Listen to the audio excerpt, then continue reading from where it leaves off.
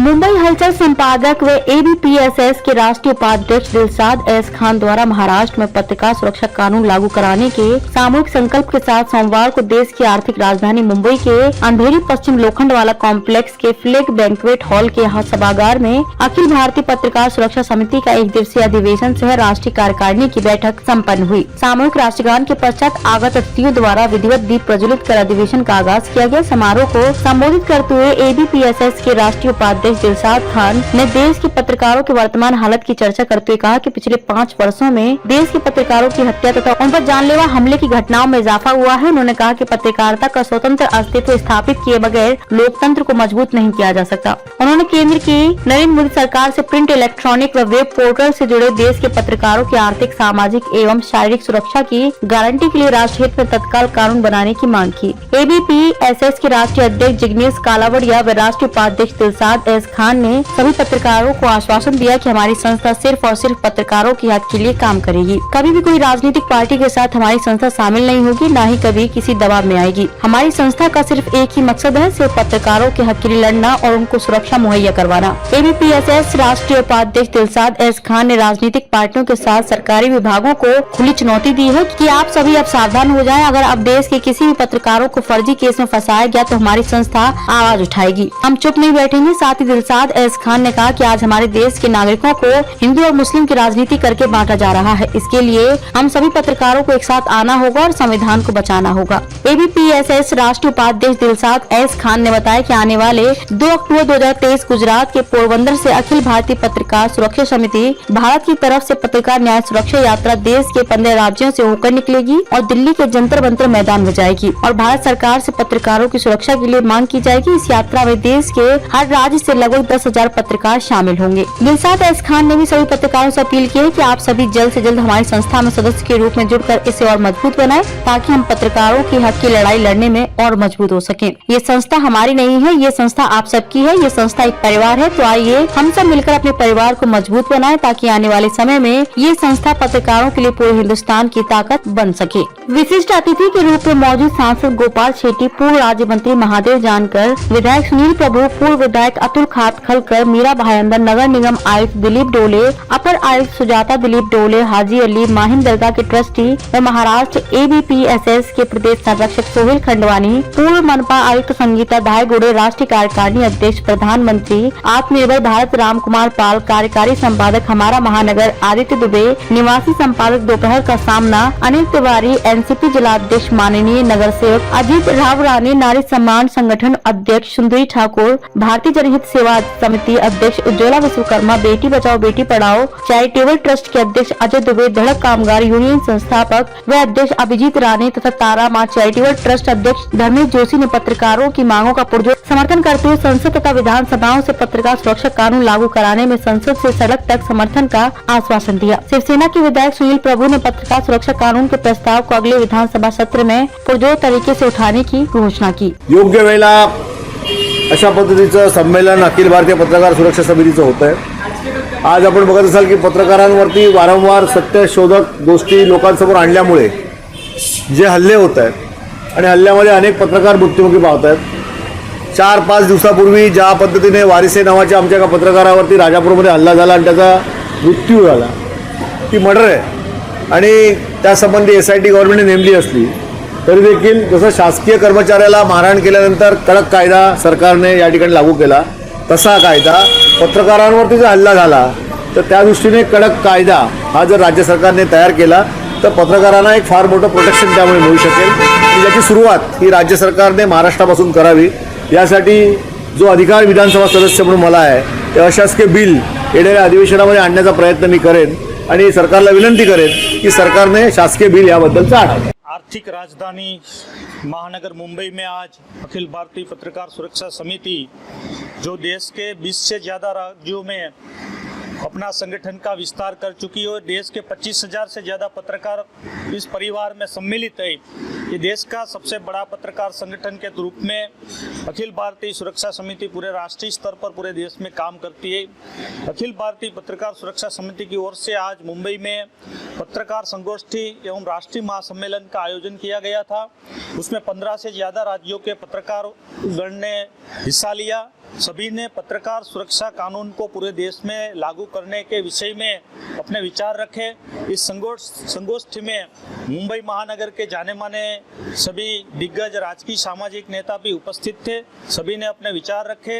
आने वाले दिनों में गुजरात के पोरबंदर से एक पत्रकार सुरक्षा यात्रा 2 अक्टूबर हमारे राष्ट्रपिता महात्मा गांधी जी की जन्म जयंती के दिन शुरू की जाएगी और दिल्ली के जंतर मंतर मैदान में 10,000 से ज़्यादा पत्रकार इकट्ठे होकर उस यात्रा का समापन करेंगे। और हमारे समिति की एकमेव मांग है पूरे देश में पत्रकार सुरक्षा कानून लागू हो। इसी विषय को लेकर हमने आज ये महानगर मुंबई में ये संगोष्ठी का आयोजन किया था। हमारे राष्ट्रीय उपाध्यक्ष भाई दिलशाद खान साहब ने पूरे कार्यक्रम का आयोजन किया था। उसमें बढ़ चढ़कर सभी पत्रकारों ने हिस्सा लिया। मैं महानगर मुंबई के सभी पत्रकार भाइयों को भी बहुत बहुत धन्यवाद करता हूँ। सर, आप क्या कहना चाहेंगे? बहुत अहम मुद्दा है सुरक्षा को लेकर, पत्रकारों की सुरक्षा को लेकर, क्या कहेंगे? ये मुद्दा अहम क्यों हो जाता है, मैं आपको एक आंकड़े के थ्रू आपको बताना चाहता हूँ। 2004 से 2019 के बीच में 67 पत्रकारों की हत्या हो गई। देश जो है 150वें पायदान में पहुंच गया। और मैं आपको बताऊं खतरनाक स्थिति क्यों है, क्योंकि 2014 से 2019 के बीच में 46 पत्रकारों की हत्या हो जाती है। तो इसलिए भी सामाजिक रूप से, आर्थिक रूप से पत्रकारों को सुरक्षित होना बहुत जरूरी है। अगर पत्रकार सुरक्षित होंगे, संविधान बचेगा, संविधान बचेगा, देश बचेगा, देश बचेगा, लोकतंत्र बचेगा। अगर पत्रकार नहीं रहेगा तो आप समझ लीजिए कि लोकतंत्र की समाप्ति है। इसलिए हम जो है पत्रकार सुरक्षा कानून पत्रकारों के लिए चाहते हैं। आगे किस तरह के कदम उठाए जाने वाले हैं? जिस तरह से बताया जा रहा है कि दिल्ली में रुख किया जाना है, आप बिल्कुल, हमारे पास एक चार्ट प्लान तैयार है। उस चार्ट प्लान के तहत हम जो है वर्क करेंगे। आज ये हमारी पहली बैठक है उस यात्रा को लेके जो मुंबई में हम करने जा रहे हैं। और मुंबई में हम बैठक करने के बाद ये लगातार आने वाले दिनों में हम बैठकों का दौर जारी रहेगा और आपके सामने एक ब्लूप्रिंट तैयार होकर आप सभी मीडिया के सामने आएगा कि हमें किस तरीके से हम यात्रा कर रहे हैं और कितने पत्रकार जो हैं और किस किस रास्ते से होकर गुजरेगी, ये आने वाले दिनों में आपके सामने रखा जाएगा। दिलशाद जी, आप क्या कहना चाहेंगे जिस तरह से कार्यक्रम आयोजित किया? मेरा पत्रकार भाइयों सबके बारे में एक ही चीज़ बोलना है। आज जो पत्रकारों के लिए सब समस्या है उसके लिए हम लोग ये फाइट कर रहे हैं। जिग्नेश भाई हमारे इसके इतना बड़ा मुहिम चलाया, पूरे देश में हमारी संस्था की ब्रांचें हैं, सब जगह ऑफिस है, हर जगह है। मेरा बोलना एक ही है कि अगर पत्रकार एकजुट हो जाए तो किसी की हिम्मत ही नहीं कि हमारे नाथ में कोई लग सके। अगर पत्रकार एक हो गए, कोई सा पॉलिटिक्स, कोई भी सरकारी अधिकारी हो, कुछ भी, जो आज फर्जी केस बन रहे हैं, ये फर्जी केस क्यों बन रहे हैं कि आज हम कमज़ोर हैं, हम एक पहलू पे नहीं है, एकजुट पे नहीं है हम लोग। जिस दिन हम एका कर लेंगे कि हम पत्रकार हैं तो पत्रकार के आगे कोई ताकत नहीं है जो पत्रकार के आगे चलाए। पत्रकार चाहे तो सरकार गिरा भी सकता है और उठा भी सकता है और बना भी सकता है। तो पत्रकारों को मेरा बोलने का यही है कि अब हमको एकजुट होना है। एक प्लेटफॉर्म चुनिए, आज हमारी सुरक्षा समिति जो है उसमें जुड़िए और उसका सहयोग कीजिए। आज ये 50 जगह पत्रकार शाखा खुली हुई है। सिर्फ नाम के लिए काम करना किसी का नहीं है, बस खाली लेबल चल रहा है, फोटो खींच रहे हैं। तो ये फोटो का कुछ नहीं होएगा। आप फोटो खींच के पत्रकारों को अंधकार में डाल रहे हो। एक समिति को अपना संगठन मजबूत बना लो और उसके लिए लड़ो और फिर देखो पत्रकार पे अगर कोई उंगली उठाता है तो पत्रकार को दोबारा ऐसी नौबत ही नहीं आएगी कि पत्रकारों पर फर्जी केस बनेंगे या पत्रकारों के खिलाफ कोई उचित। आज क्या होता है, एक नॉर्मल आदमी जाता है वहाँ पर, एक नॉर्मल एनसी करता है, कंप्लेंट करता है और उधर से घर से पत्रकार को उठा के लाते हैं। तो ये हमारी कमजोरी है। पत्रकार के गिरेबान पे हाथ डालना, किसी की ताकत नहीं है कि पत्रकार के गिरेबान पे कोई हाथ डाल दे, कोई सरकारी अधिकारी को। पत्रकार का मतलब है सरकारी अधिकारी को भी एक नोटिस जारी करना पड़ता है कि भाई आपको हमारे ऑफिस आना है, कार्यालय आना है, या आपसे कुछ पूछना है, या आपसे कुछ सलाह लेनी है, या कुछ मशवरा करना है, या कुछ जानकारी देनी है। और आज क्या हो गया है, एक फ़ोन आता है और घर से उठा के लेके जाते हैं। तो ये नौबत हमारी है, हमने लाई है और हमारी कमज़ोरी है। जब तक हम एक नहीं होंगे तो ये नौबत चालू रहेगी। तो आपसे मेरा बोलने का, संगठन से जुड़िए और हमारी ताकत नहीं, अपनी ताकत बढ़ाइए। हमारी ताकत मत समझिए कि ये हमारा प्लेटफार्म है, हमारी ताकत है, नहीं, ये हम सबकी ताकत है। बस मेरा इतना ही बोलना है कि आप एक हो जाइए तो हमारा देश एक हो जाएगा, हमारा संविधान बच जाएगा। जो आज हमारा संविधान कुएं में गिरता जा रहा है, उसको एक करने की, उसको उठाने की बहुत ज़रूरत है।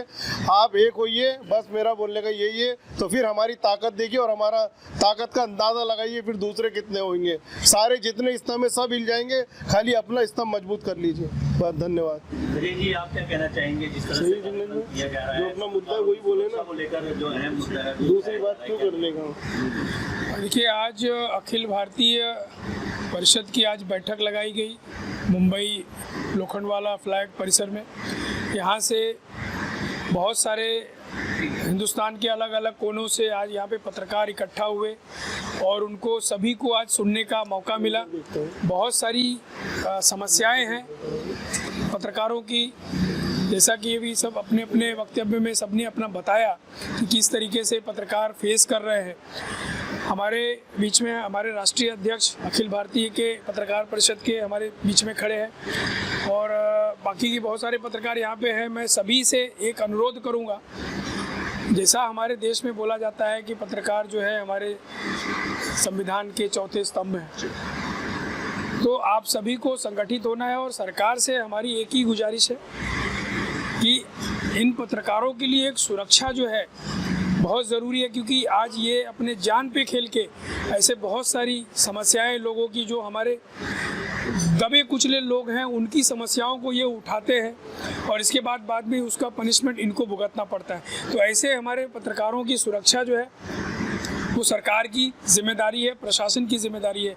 तो हमारी संस्था हमारी है जो ऑल ओवर इंडिया में बेटी बचाओ बेटी पढ़ाओ संगठन के माध्यम से मैं सभी आपके चैनल के माध्यम से सरकार को ये अपील करूंगा कि हमारे पत्रकारों की जो सुरक्षा है वो बहुत ज़रूरी है। इनकी जो डिमांड है वो इनको पूरी की जाए, क्योंकि ये हैं तो समाज में एक आईने का काम कर रहे हैं। अगर ये चले जाएंगे तो हमारा संविधान, हमारा देश, हमारी जो देश की जो बुराइयां हैं वो कुछ ऊपर नहीं आ पाएंगी।